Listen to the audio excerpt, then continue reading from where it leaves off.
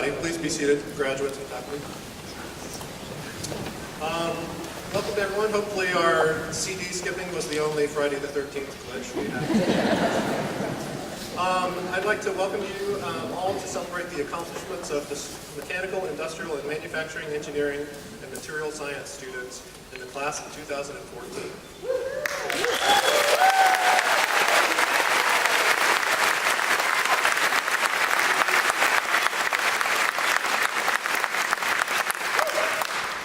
My name's Rob Stone, and I've had the pleasure of serving as the head for the past 3 years for the School of Mechanical, Industrial, and Manufacturing Engineering, in which these students have studied. I'd like to first introduce the platform party to my left. First is Dr. Scott Ashford, Dean of the College of Engineering.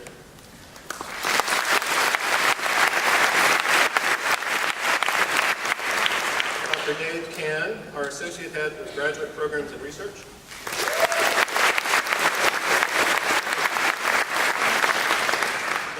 Catherine Hammock, the Assistant Secretary of the Army and our keynote speaker, whom we will introduce in greater detail later.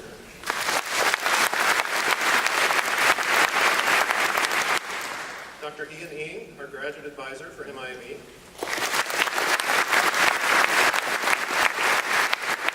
Michelle McAllister, the Head Advisor for the Mechanical Engineering Program.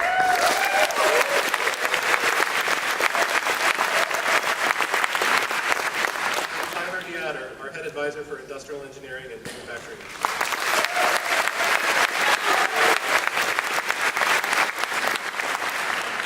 I'd also like to just quickly recognize Dr. Ron Adams. He's our Executive Associate Vice President of the Research Office and former Dean of the College of Engineering, former faculty member of MIME, and probably most importantly, an alumnus of our school. So Ron, welcome.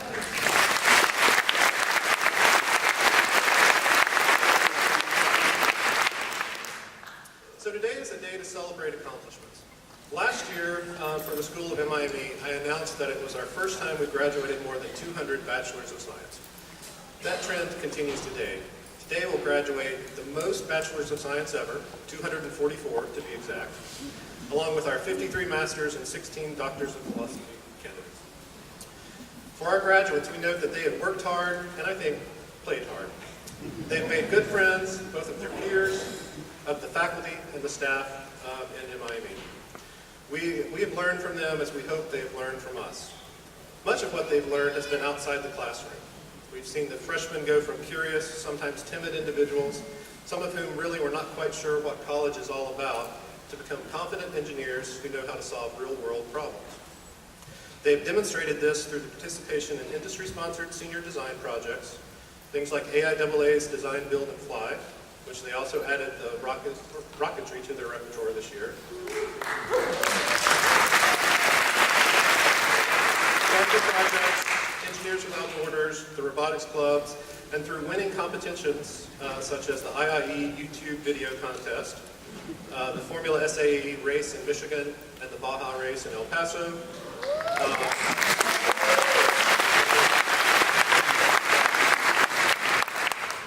Summer solar vehicle teams win at the Formula Sun Grand Prix as well.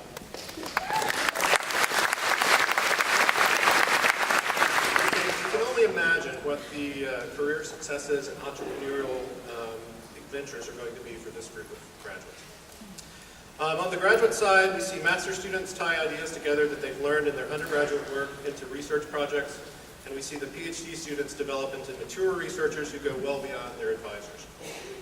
As educators, working with these students is one of the most rewarding things that we as faculty have ever had the experience of doing. This is what we're celebrating today. So with that, I first want to turn it over now to Dr. Scott Ashford, the Dean of College of Engineering, to say a few congratulatory words.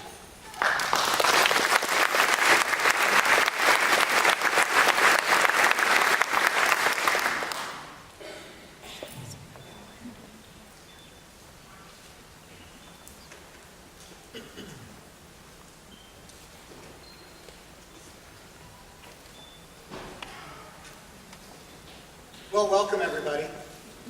We are here to celebrate the accomplishments of the 2014 Mechanical, Industrial, and Manufacturing Engineering students who will be graduating tomorrow. But before we honor our graduates, I'd like to recognize every spouse, child, parent, significant other, the friends that are here, who have supported the students that we're honoring today. We appreciate the sacrifice that our families and others have made on our graduates' behalf. Please give yourselves a round of applause.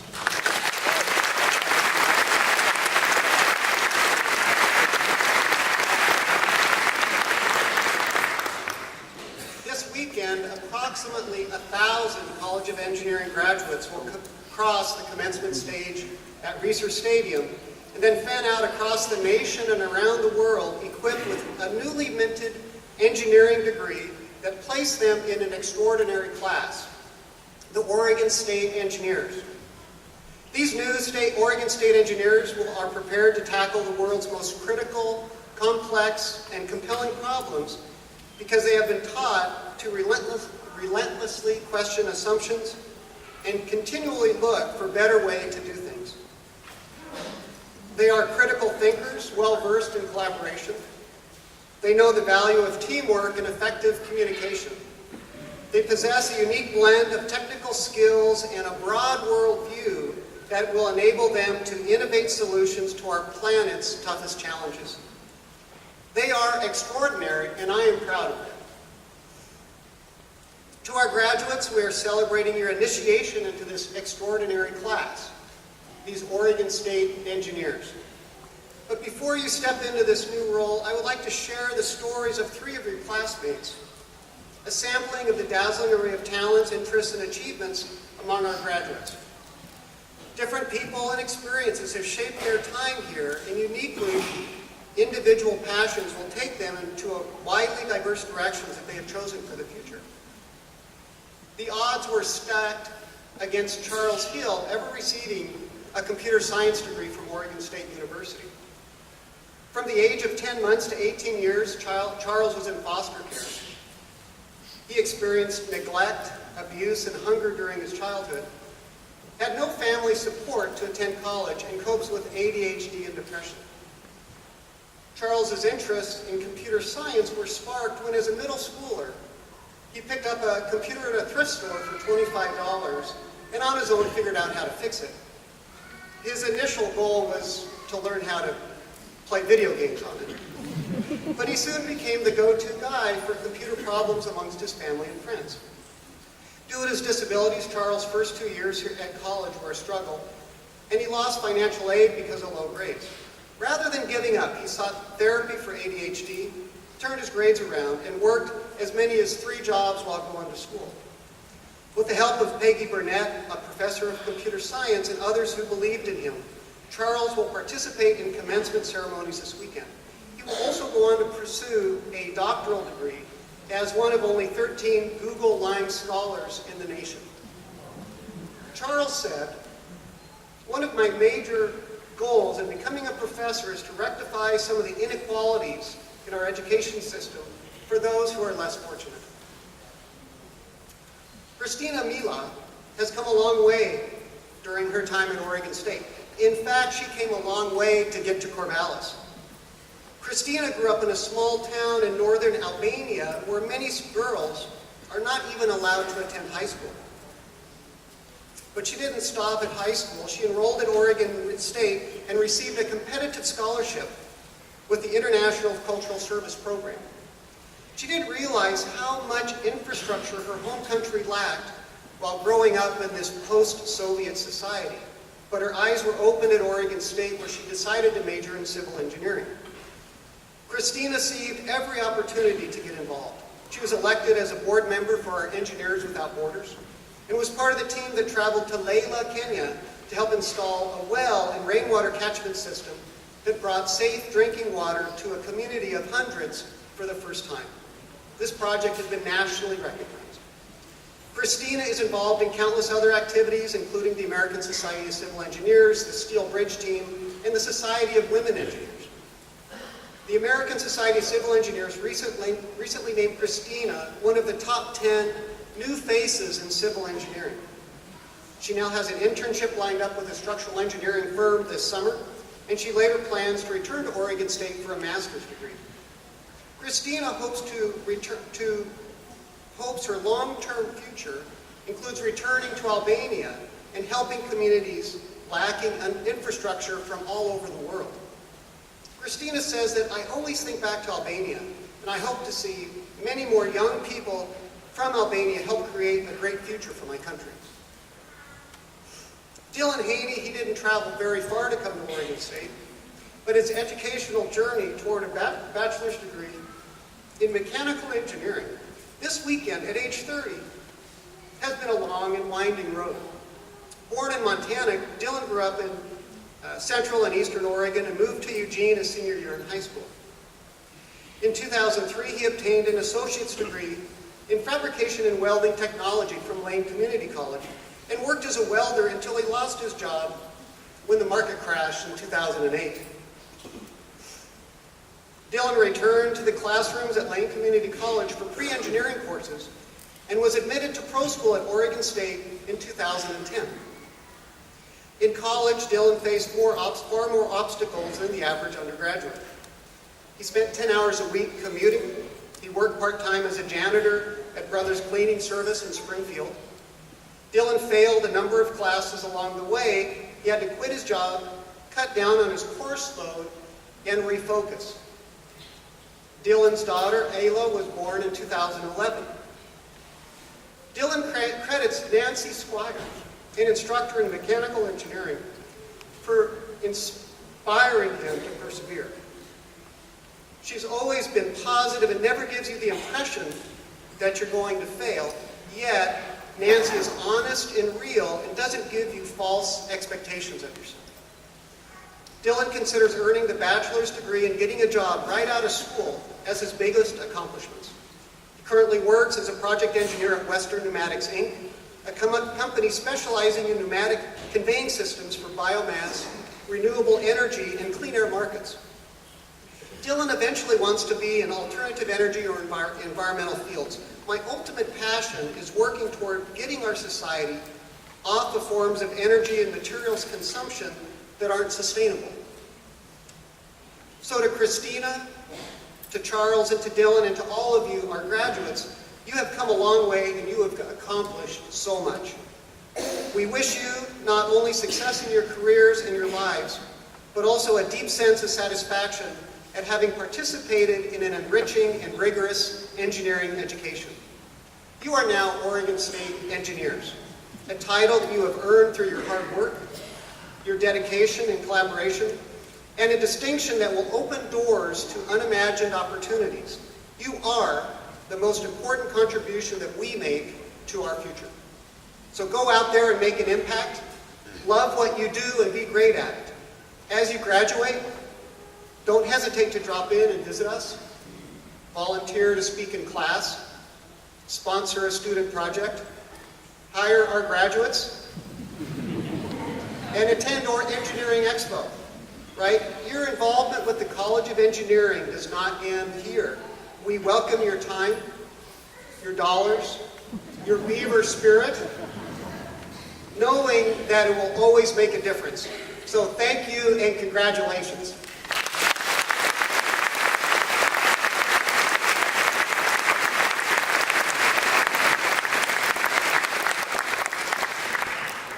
All right, thank you, Dean Ashford. As we begin our program, we have a tradition of having our graduate students and undergraduates say a few words. So today we've asked Nathan Gurman, one of our grad students, to share a few words from his experience at OSU.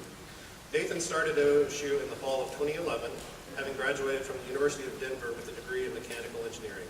He's a native Washingtonian and came to OSU interested in working in hydropower. During his time at Corvallis, he not only performed research on the prediction of total dissolved gas downstream of candidate spillway modification schemes, but also spent a summer sort of getting his hands dirty at Falls Creek Hydro, a 5-megawatt plant just east of Sweet Home. Nathan finished his degree in fall of 2013, promptly proposed to his fiancée, and backpacked in Europe. After returning to the U.S., he found employment at Deere and Ault Consultants in Boise, Idaho. So with that, I'll ask Nathan to come up and note that his parents have traveled today from Washington to hear this address as well. No pressure.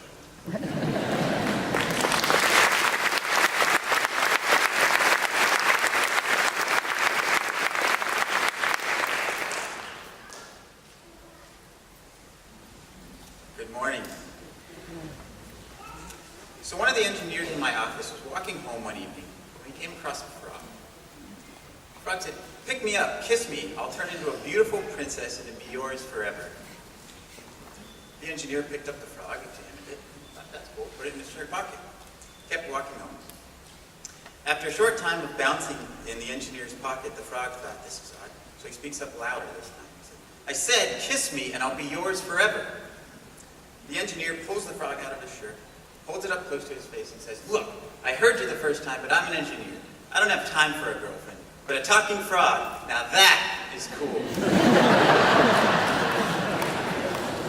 So that's one of my favorite engineers.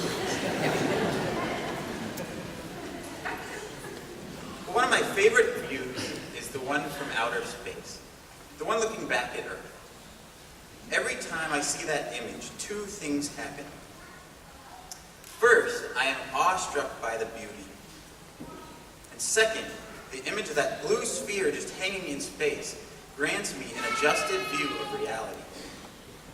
I'm reminded of where we all call home and how every component of our lives is carried out on this tremendously small, simply complex mass of rock and water.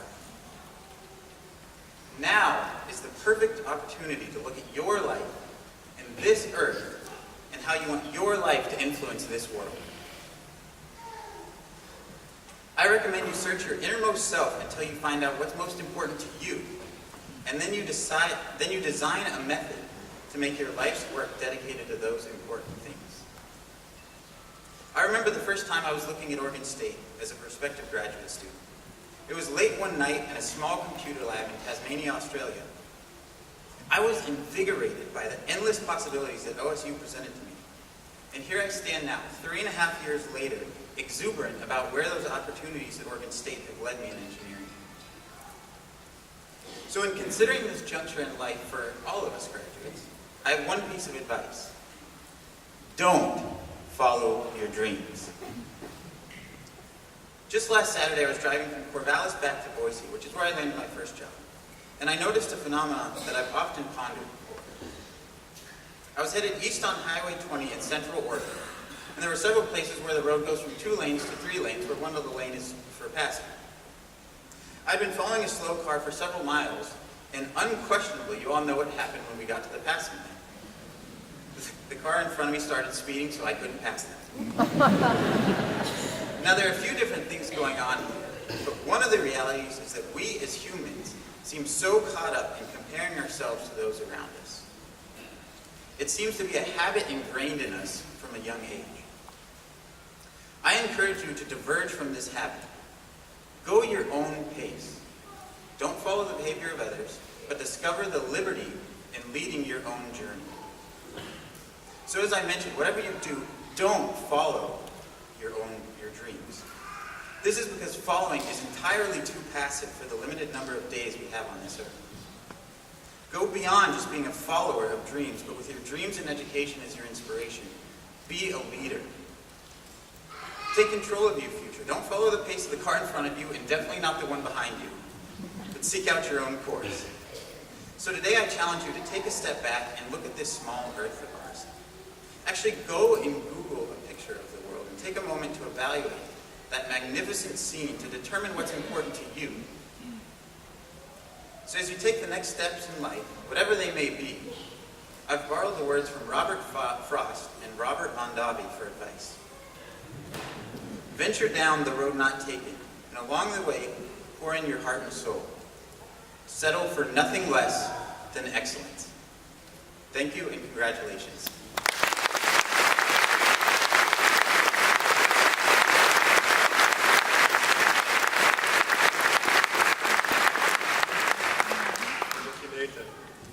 It's now my pleasure to introduce two very special individuals whom we've asked to also say a few words. Each year, the faculty of the Industrial and Manufacturing Engineering and Mechanical Engineering vote for outstanding seniors in the respective programs. These two students were recipients of those awards. First, we'll ask Kurt Muramatsu, a dual Industrial Engineering Manufacturing Engineering graduate who's from Beaverton, Oregon. In addition to being great academically, Kurt plays the trumpet and has been in the OSU marching band. After getting to know Kurt, one professor commented, "Before grading exams, I would do a check to make sure my answer key was correct. Rather than go over each problem in detail, I would pull Kurt's exam out of the pile and use it to check my answers. Kurt, please come up.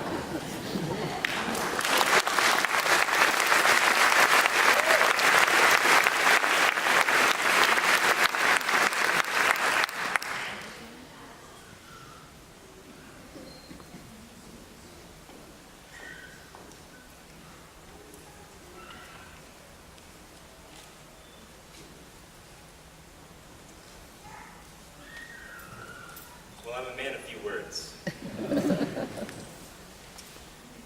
But today I suppose I'll make an exception. It's not every day that I have both a captive audience and a microphone at the same time. Lucky for you, I only have 4 minutes. Today I'd like to share with you one of my most vivid memories here at OSU. I have wonderful memories of this place. Some memories I will never forget. Others I can't quite seem to remember. But overall, a good experience. The memory I will share today, the one that came to mind while I was writing this speech, is one of challenges faced and challenges met. If any of you have read Homer's Odyssey before, you're already familiar with this one. The year? 2011. The class? ME 382. Intro to design. Our team was tasked with building 4 vehicles for a relay race, each vehicle triggering the next for its leg of the race. During the term, we would build our vehicles, and at the end of the term, they were evaluated at a relay race in front of the entire class. Seems simple enough, but simple wouldn't make a very good story. On the day of the race, our team was in trouble. Our test runs were failing reliably. We built 2 additional cars that morning, and by the competition we had 7 vehicles, 5 of which actually worked, depending on your definition of work. During the race, one of our cars malfunctioned, requiring some last-minute repairs involving duct tape, a pair of pliers, and more than a few positive thoughts. It was sheer panic. Come to think of it, probably some axial panic as well.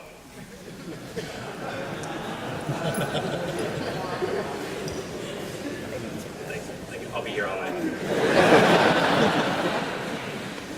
As you can guess, we passed the class. All things considered, our team did relatively well. And as Julius Caesar would have said, Venimus, vidimus, super sunt. We came. We saw. We survived. All of us have these stories. My parents have them. My siblings have them. Our professors definitely have them. Whether big or small, they haunt us. I'll have nightmares about that day for a very long time. However, despite my best efforts, I did manage to come away with something positive. For every crisis, there's an opportunity to give 110%. An opportunity to learn how you respond to high expectations and not nearly enough time. And most importantly, a chance to learn that when the going gets tough, you have the tools to survive.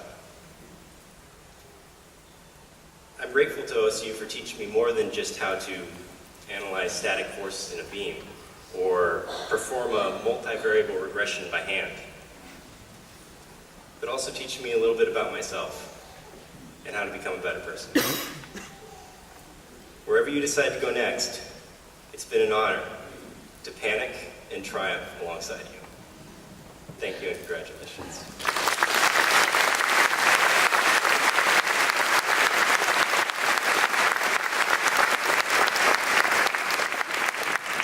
Thank you, Kurt.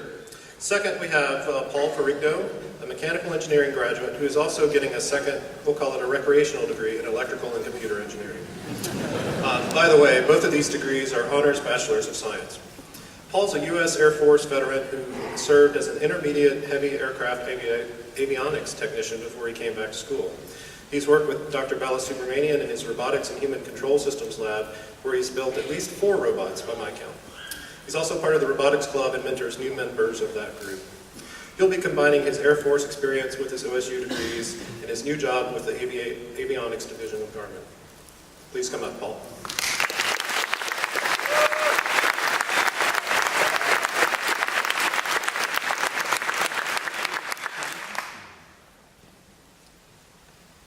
Thank you all for being here this morning. It may come as a surprise, but I'm actually one of the introverted engineer types. And so this is a little bit out of my comfort zone, but bear with me as I falter through this. Thank you all for coming out here and supporting the incredible hard work of all these amazing peers of mine. I've been through a lot over the years, and it's been a trial, but with all your support, it has been a lot easier than it could have been. I'd like to say a special thank you to my amazing wife, Bethany. She put up with a lot of late nights and alone time as I was doing homework, and I know it wasn't easy.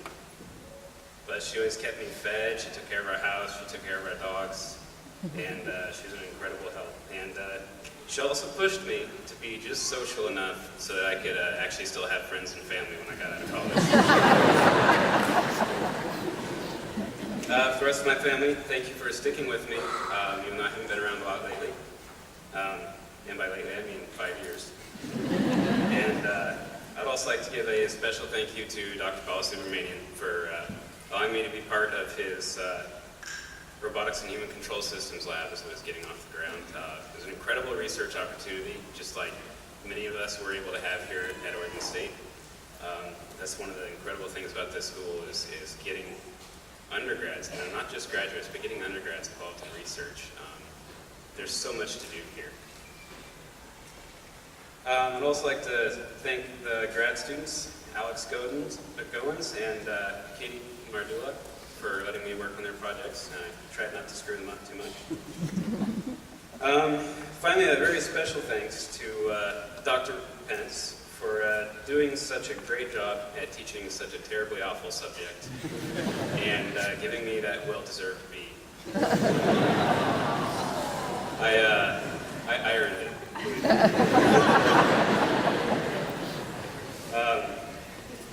And some of you may not know, I actually spent 7 years outside of school before coming here. For that in the Air Force, and it was a bit of an adjustment coming here. It was tough at first, but I made it through, made the adjustment.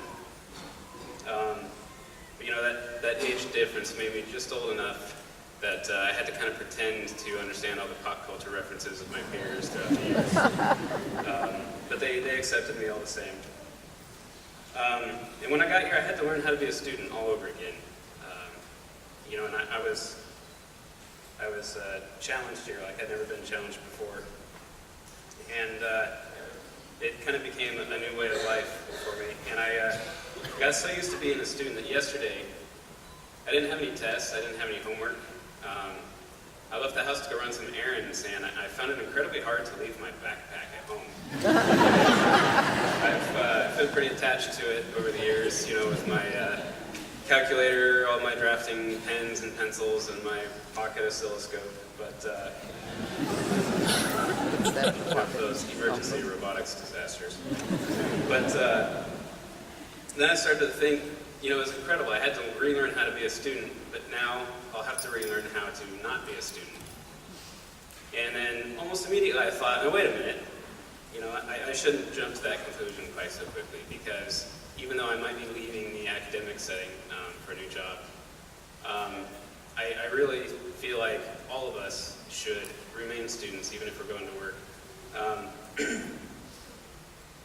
I might get rid of some of the routine. I might start sleeping again. But I really want to keep learning for the rest of my life. And I think the most valuable thing I've learned here is simply learning how to learn again, and being self-directed, and learning just for the sake of improving yourself and improving life for you and everyone around you. Like I said, my OSU experience was very challenging, and it changed me. I think it changed a lot of us, and it's not an easy school. I know a lot of the transfer students here were probably taken by surprise their first term. I got a couple of nodding in acknowledgement. It's the pace and the standards here are very high, but Oregon State produces quality engineers, and I'm proud to be associated with all of you. And I'm honored to be elected for this award by faculty. It means a lot to me. None of us can say what we've done here is easy. And if you can say that, then come trade places with me. And hopefully I speak for all of us when I say this school demanded my very best. And it forced me to relearn how to learn. And I find this analogous to teaching men to fish. And it is so much more valuable than just acquiring information on its own.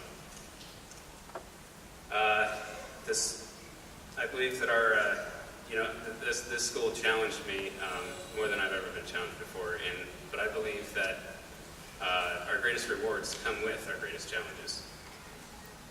And so thank you all for sticking it out with us. I know we've lost some numbers over the years, but this is a very strong group that's making it through. And I have a few, for my fellow graduates, I have a few words for you. First, I would urge that you always demand the best of yourself the way this school has always demanded the best of us. I urge that you push yourself to keep learning the same way the school has pushed us to learn. And it's up to you now to motivate yourself. I urge you to further your industry through innovation. It's innovation that has set apart centuries ago, and it's innovation that keeps us moving forward.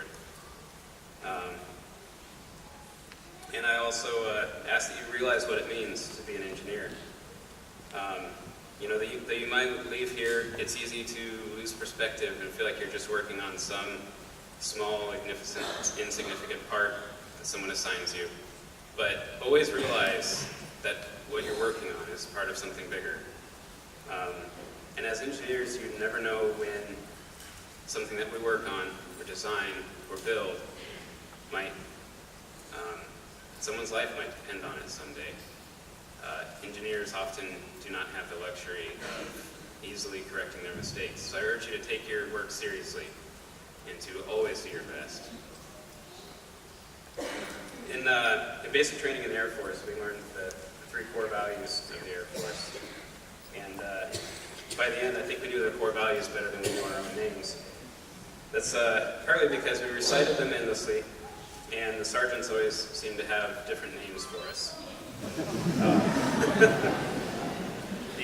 But I think the core values work great anywhere, not just in the Air Force. I'm going to share them with you. The first one is integrity first. And we've been reminded countless times, probably more than we would like, about the importance of academic honesty here at Oregon State. But we should continue those practices after we leave and keep things honest, give credit where credit is due in industry. The second core value is service before self. I think it's important for us to remember that if someone is counting on us to build something, and we tell them that we will do it a certain way, we should do exactly that. We should give them exactly what they want, and it should perform exactly as specified.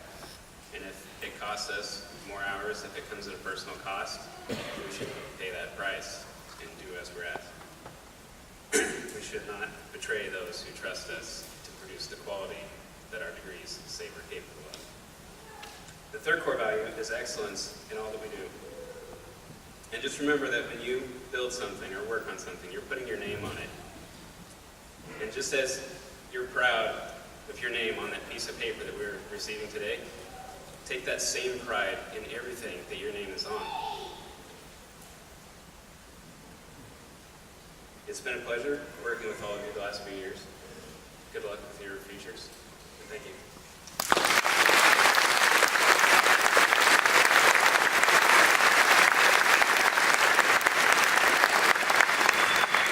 Thank you, Paul. Now it's my pleasure to introduce our keynote speaker, the Honorable Catherine Hammock. In addition to being a graduate of our mechanical engineering program, she serves as the Assistant Secretary of the Army for Installations, Energy, and Environment. And by the way, she has a very cool office in the Pentagon. Secretary Hammack spent the first 3 decades of her career in the private sector as an energy and sustainability consultant. She was a leader in climate change and sustainability services at Ernst & Young and is a founding member of the U.S. Green Building Council in Washington, D.C. Her life changed dramatically on June 28, 2010, when President Barack Obama appointed her as Assistant Secretary of the Army for Installations and Environment. Shortly after taking office, she instituted an organizational name change to acknowledge energy specifically, and created the Office of the Assistant Secretary of the Army for Installations, Energy, and Environment. Secretary Hammack is responsible for policy and oversight of sustainability and environmental initiatives, resource management, including design, military construction, operations and maintenance, base realignment and closure, privatization of Army family housing, lodging, real estate, and utilities, and the Army's installations, safety, and occupational health programs.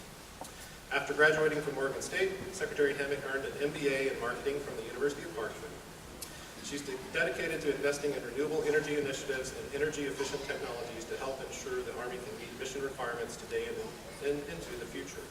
A few of her many accomplishments include the establishment of the Army's Net Zero program and identification of 17 installations that plan to achieve net zero status by 2020, the creation of the Energy Initiatives Task Force, which will streamline large-scale renewable energy projects to achieve 1 gigawatts of renewable energy by 2025, the publications of policies promoting energy efficiencies to include specific policies for lighting and construction requirements, and the incorporation of energy security and sustainability into the Army Campaign Plan, which is the overall strategic management plan for the Army. So it's my pleasure and honor to invite the Honorable Catherine Hammack to come up and share a few words of wisdom with our graduates.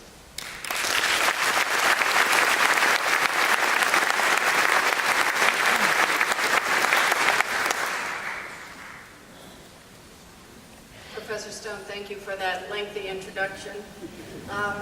Friends and guests, it's great to return to my alma mater here, and certainly brings back memories, although I'll say the campus looks a little bit different from when I was here. 33 years ago, I sat where you graduates are sitting today, and we were a lot smaller. There weren't as many of us, and there were 3 women. So I'm glad to see there's a few more out there. The program's grown quite a bit, and the number of faculty members has increased as well. But I'm really honored to be here for several reasons. One is because of the excellence of Oregon State University in producing entrepreneurial, team-oriented, and work-ready graduates. Also because of the continued importance of science, technology, engineering, and mathematics, or STEM, as a source of innovation, as one of the speakers already mentioned. And also, I'm honored to be here to be present at the beginning of what I'm sure will be an exciting and illustrious career for many of you. But what I want to start is by thanking the families and friends who are here today. You are the ones who made this day possible for these graduates.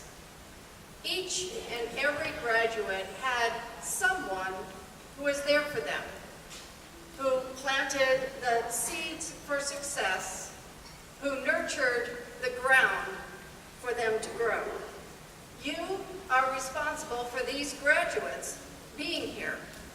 You made it possible through care packages, visits, perhaps financially along the way, and I know that my parents were here for me and were one of my greatest supporters.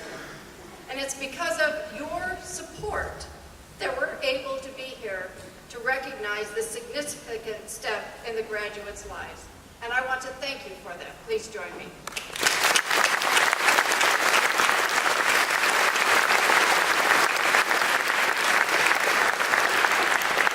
But I also want to recognize that the mine faculty and staff made it possible for the graduates to stick to the program. I'm sure they made your lives a little bit difficult at times, but through the experience, research, collaborations with industry, and I'm sure many long nights, You have prepared this class of mechanical, industrial, and manufacturing engineering professionals to contribute to a better future for the state of Oregon, for our nation, and for this world.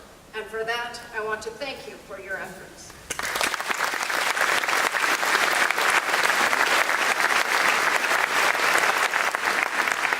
And now, congratulations to the graduates. Well done. You now have the opportunity to enjoy the fruits of your labor. But you need to remember that you did not get here by yourself.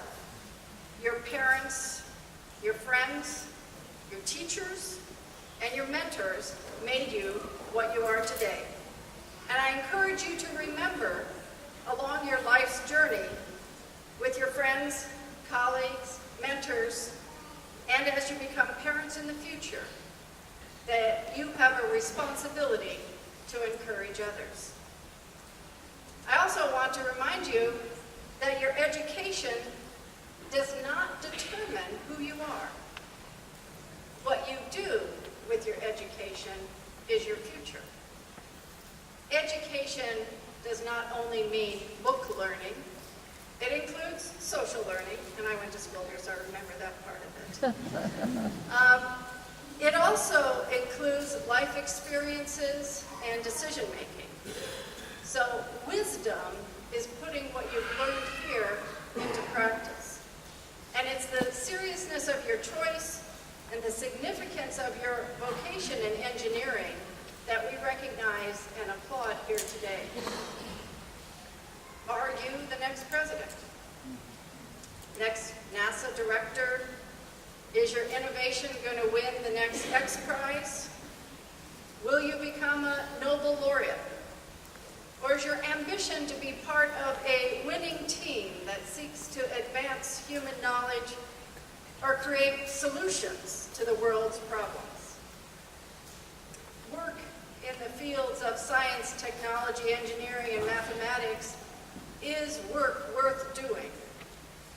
And although the U.S. has trailed behind other developed countries in educating future generations in these vital areas, the good news for graduates is that while the unemployment rate in the U.S. is still high, jobs in STEM fields still remain open due to lack of qualified candidates. So in 2012, the unemployment rate for non-STEM workers and graduates was nearly 9.3%, while as those with science, technology, engineering, and mathematics degrees was under 4%. And STEM occupations are projected to grow by 17% by 2018, as compared to 9.8% growth for non-STEM. So, more good news as you work to pay off those student loans is that STEM workers command higher wages, earning 26% more than their non-STEM counterparts. So I'm sure your friends and family are delighted to hear that part. The members of the STEM workforce are the source for U.S. innovation and competitiveness. They generate ideas, companies, industries, and aid in the growth of our economy. You never know where the foundational education that you receive here at Arizona State or Oregon State University will take you. Sorry. That. My son graduated from ASU last year. But I encourage you to listen to the opportunities as they present themselves. Don't live your life with regrets and explore new opportunities and possibilities. After the president nominated me to be Assistant Secretary of the Army, and I've got to tell you, getting a call on your cell phone from the White House is sort of cool. I was sitting in the airport and picked up my cell phone. They said, "Hi, this is the White House. Do you have a minute to talk?" Didn't really believe that was who they were, but after that, I needed to be confirmed by the Senate Armed Services Committee. So at the hearing, I was seated beside the other nominees. And as we were introduced, I heard their educational backgrounds. Harvard, Princeton, Yale, and then they got to me, Oregon State University.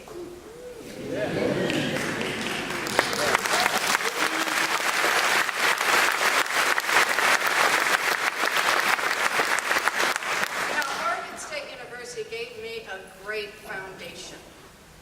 It has taken me to places I have never expected to go.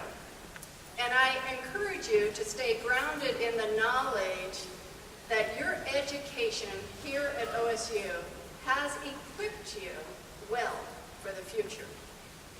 I never expected to work for the President of the United States. It's an honor and a privilege. I never expected to work for the Army, with the office in the Pentagon. My office is where the plane hit. So every day I look out on the memorial and remember that we are a nation at war and that there are those who mean harm to us here. Army engineers, both in uniform and civilian, serve this great nation in many different ways. Design and construction of hospitals and roads, bridges, dams, or Army bases around the world. Engineers work with Army Tank and Automotive Research Development and Engineering Center, as well as Army Aviation and Missile Command, to develop next-generation technologies. Engineers provide full life cycle requirements for all Department of Defense ground combat and combat vehicles and weapons. And our engineers' robotics teams develop capabilities to allow robots have human-like patterns without relying on close support by humans. We're even developing bionic legs that generate energy to power equipment for a soldier on a foot patrol. And advanced robotic interfaces designed by Army engineers help soldiers complete building mapping missions significantly faster. Consequently, this technology gives soldiers better situational awareness on the battlefield.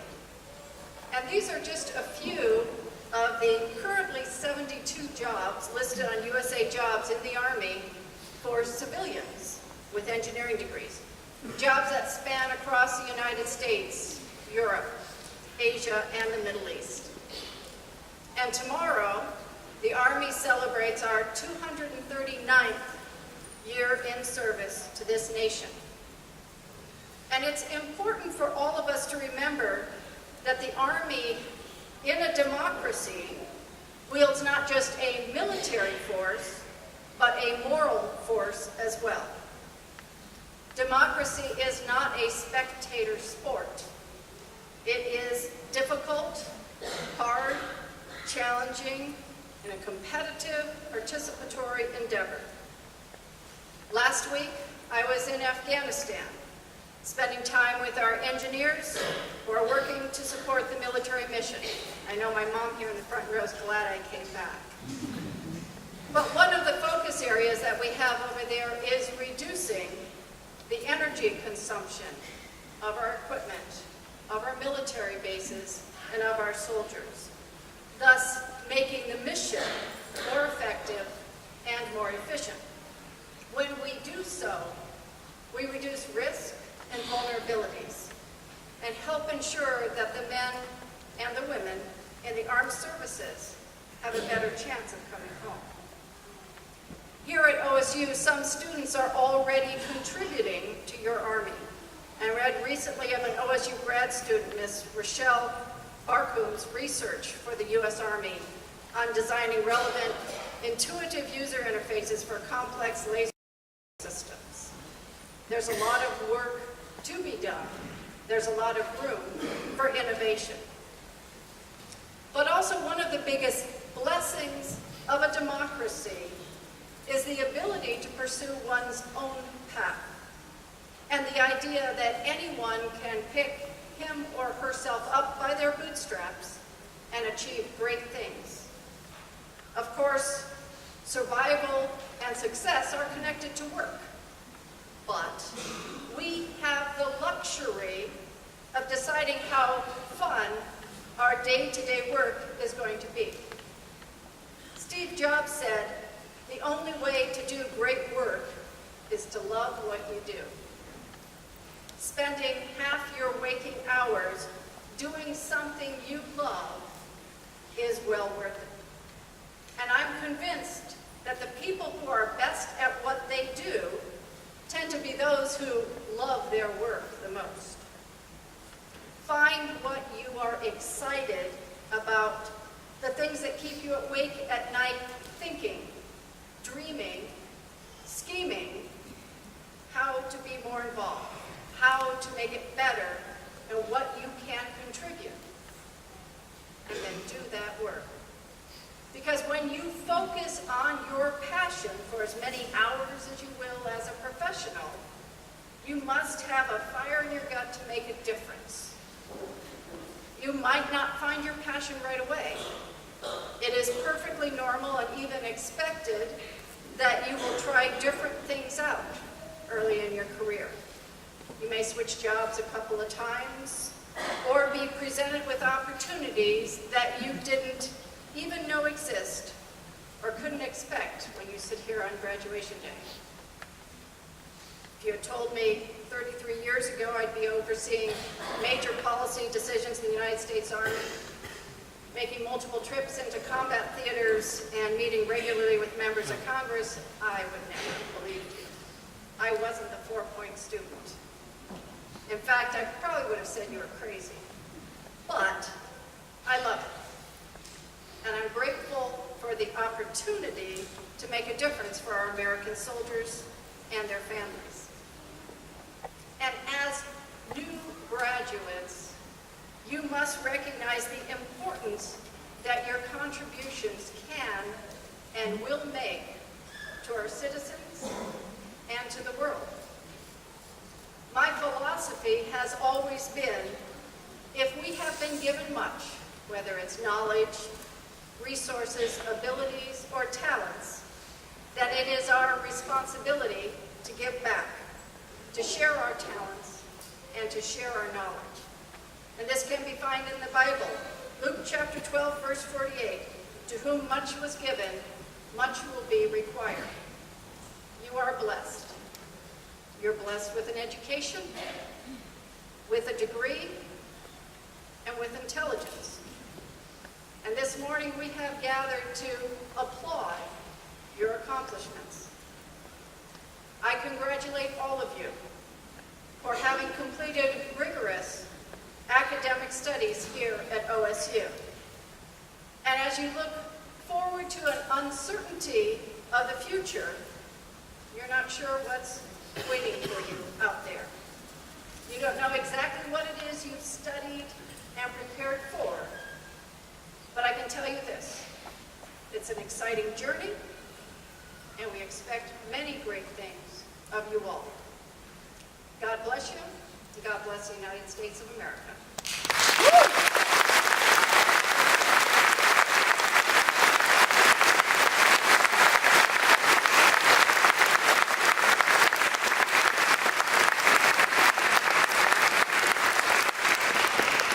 Thank you, Secretary Hammond. Before we begin the accolades, I want to bring your attention to the program.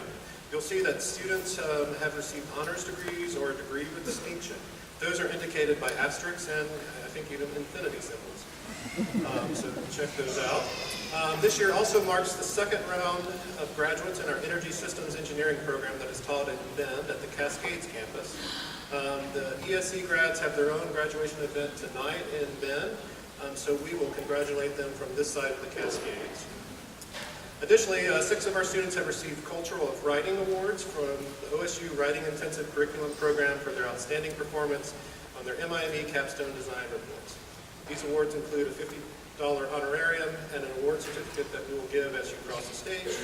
Those awardees are James Armheim, Olivia Giroud, Josh Hill, Christopher Nestler, Jay Stevenson, and Adam String. So congratulations to those.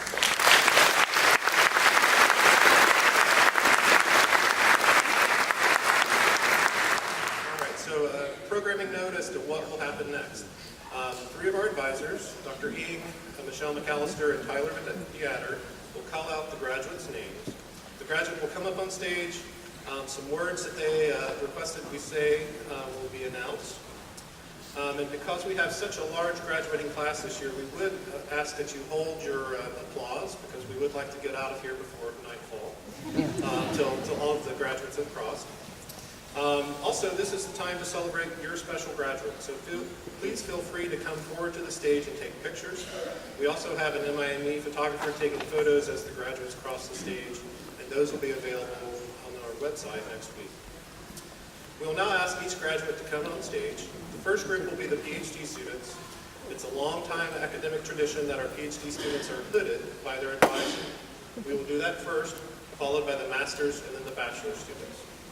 We note that this ceremony is not the official conferring of degrees, but really a pre-celebration for what will happen tomorrow. Assisting me in giving gifts to the grads as they cross the stage will be Dr. Dave Can, our Associate Head for Graduate Programs. Dr. Brady Gibbons, our Associate Head for Undergrad Programs, could not be here today, so I'll be standing in with him with the undergraduate gifts. And with that, we're ready to get started again. Core group of friends in dynamics class. She would like to thank Dr. Squires, Dr. Green, and Dr. Gibbons for their excellent teaching. Matthew Phelps. After graduation, Matthew will begin work as a thermal analyst for Intel, and later this summer will be marrying his beautiful fiancée, Carolyn. He would like to extend thanks to his parents, spiritual directors, academic advisor, and classmates for their support. Paul Ferrigno. Paul has accepted a design certification engineering position at Garmin AT in Salem, Oregon.